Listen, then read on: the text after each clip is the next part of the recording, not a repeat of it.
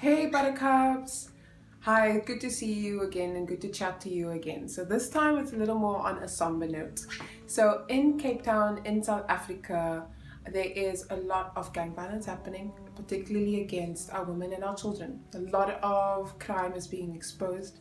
And why I say it that way is that because I still feel that this is a build-up and there has been a lot of this going on already.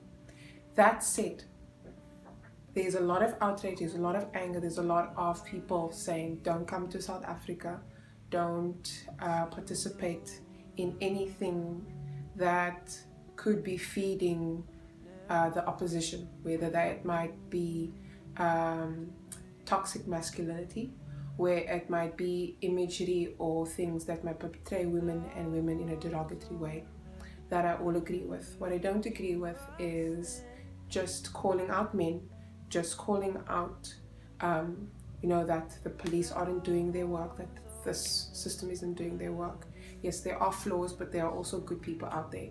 So as much as we should be speaking out against what is wrong and be standing up for those who do not have a voice, who do not have a platform to actually share that opinion, please, I ask you with all my heart to also lift up the good stories that are in your community, lift up the heroes that have probably been fighting before everything has risen to the news, to a newsworthy phase. Also, I ask you to support the local NPOs, charities that are supporting your communities, whether it's supporting them in health and counseling, in child development programs, in youth development programs, supporting women, supporting men in rehabilitation, or just to those organizations that are trying to spread the love.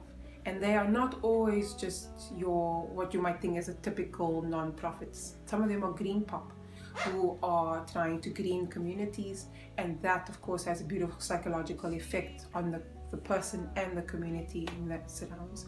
So as much as we are talking about what is going wrong and we are wanting retribution in many ways, asking our government to take it on our behalf, and in some ways some people there's anger and it's also out of fear.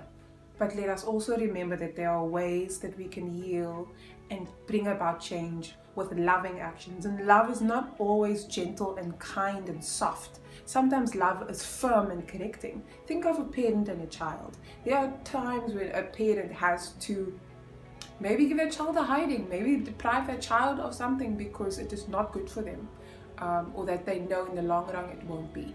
So let us then think of ourselves as active citizens, and may this be a time that we now educate ourselves on also the structures surrounding this issue, our governments, our policing systems, we have to also come to accept that our police are overworked and not taken care of, that some of them are corrupt, that the teachers are having to deal with traumatized children, and they are having to continue their work and build no matter what is going on, no matter what danger. And there are a lot of female teachers and male teachers.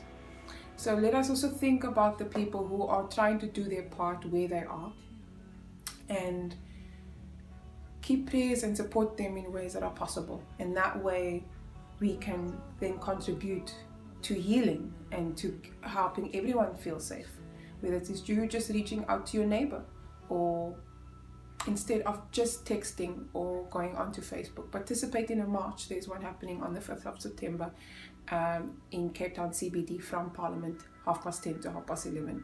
Come out to the streets. If you can't, do a video, post, participate in the hashtags, or donate to a local charity in a way that will really make a difference. Let's also spread the love as we spread the awareness. Bye, Joy Agents.